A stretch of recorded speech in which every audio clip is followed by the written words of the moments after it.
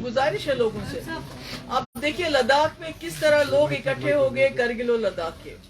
जब आपने कहा कि हमें एकजुट होना है, अगर ये डिमोलिशन ड्राइव नहीं रुकी तो क्या पीडीपी सड़कों पे हमें दिखेगी लोगों के साथ? पीडीपी तो ऑलरेडी प्रोटेस्ट यहाँ प्रोटेस्ट निकालने देते हैं। मैम प्रोटेस्ट से बात खत्म नहीं होती है ना, हम चाहते हैं कि लोगों से, आपने कहा एकजुट होके हमें बात करनी है, तो क्या पीडीपी सड़कों पे हमें उस गरीब आवाम के साथ दिखेगी? मेरी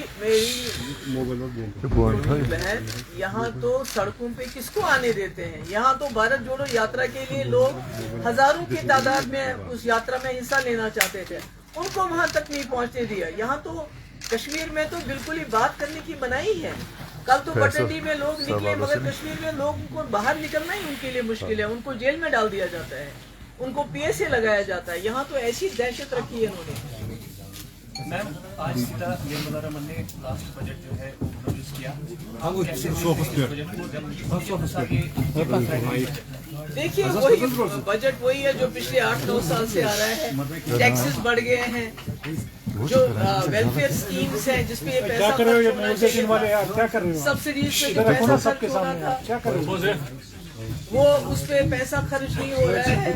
जो इनके कुछ क्रोनी कैपिटल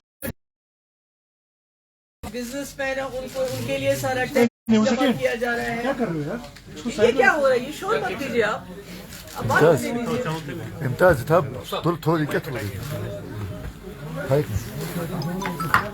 कहने का मकसद ये है कि जो टैक्सेस लगाए जा रहे हैं उसका, कि जो लोग गरीबी की रेखा से ऊपर आ गए थे वो फिर नीचे चले गए हैं। आप 80 करोड़ लोगों को मुफ्त राशन देते हो, वो भी कम कर दिया, वो अब 4 किलो दे रहे हो। यानी आपने रोजगार का वादा किया था 2 करोड़, वो तो नहीं दे रहे हो, पर लोगों को नौकरियों से निकाल रहे हो। तो ये बजट कुछ बिजनेसमैन के लिए बजट बनाया जाता है, ये हिंदुस्तान के लोगों के लिए नहीं है, गरीबों के लिए नहीं है, ये सिर्फ कुछ बड़े लोगों के लिए। और जहाँ तक लैंड का सवाल है, जो यहाँ पर मुझे ये बताइए, गवर्नर हाउस वो कहाँ पर है? बीबी कैंट वो कहाँ पर है?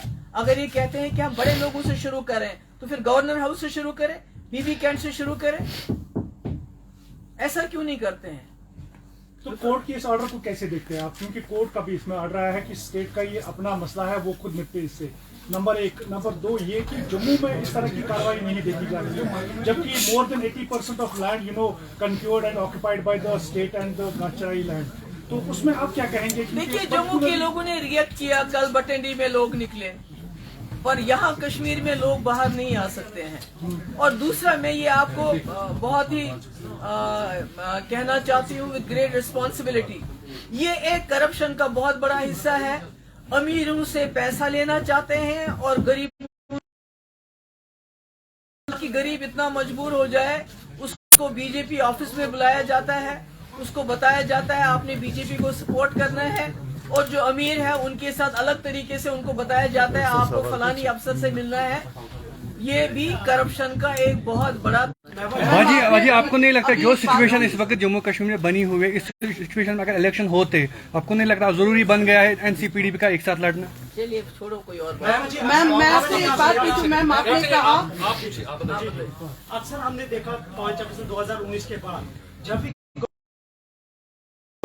या किसी लॉ में अमेंडमेंट तो डिफरेंट पॉलिटिकल पार्टीज ने लाइक पीडीपी, एनसी और आपकी जो लाइक माइंडेड पार्टीज है जो बीजेपी के अगेंस्ट इसके खिलाफ आवाज उठाई। इसमें हमने देखा 2, 3, 4 दिन आवाज उठाई गई, उसके बाद फिर खामोश। क्या आपको जम्मू में कल बटंडी के लोग निकले, उनने रोका, मगर जब तक जम्मू और कश्मीर के लोग, खाली कश्मीरियों से बात नहीं चलेगी, जब तक जम्मू का डोगरा और कश्मीर का कश्मीरी इकट्ठे नहीं हो जाएंगे इस मुद्दे पे, तब तक आप इस जुल्म को नहीं रोक पाएंगे। मैम मेरा एक ही सवाल आपसे रहेगा, आपने कहा कि कल बटंडी के लोग बाहर आए, खैर कश्मीर के लोग तो बाहर आ नहीं सकते, क्या जम्मू में एक राज्य और यहाँ पर दूसरा, एक रूल वहाँ और एक रूल यहाँ के लोग क्यों नहीं बाहर आ सकते?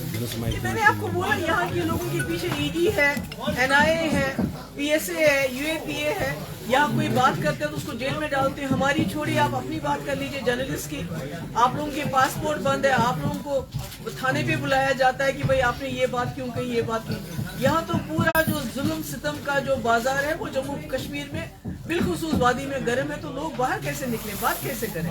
कोर्ट का जवाब अभी पेंडिंग है, क्योंकि कोर्ट का जो जवाब आया है उन्होंने कोई भी इंटरफेरेंस नहीं दिखाई है इसमें। देखिए, मैं कोर्ट पे तो ज्यादा कुछ कह नहीं सकती। मैं जो किरण रिजिजू जिन्होंने बोला कि भाई जो अदालतें हैं उनको जो है क्या करना चाहिए, तो यानी कहीं ना कहीं जो हमारे जो इंस्टीट्यूशंस हैं, चाहे वो मीडिया है चाहे जुडिशरी है, उनको भी कोशिश की जा रही है सब्जुगेट करने की। मैम अपोजिशन लीडर्स का कहना है कि ये बजट जो है पीपल फ्रेंडली इसलिए बनाया गया है कि इलेक्शन होने वाले हैं और इसमें एक कोई उसका पीपल मायने फ्रेंडली नहीं है। टैक्सेस बढ़ाए गए हैं, जीएसटी बढ़ाया गया है, आम गरीब की जेब से पैसा निकलेगा और जो बड़े इनके दोस्त हैं, बड़े बड़े बिजनेसमैन हैं, उनके पास जाएगा।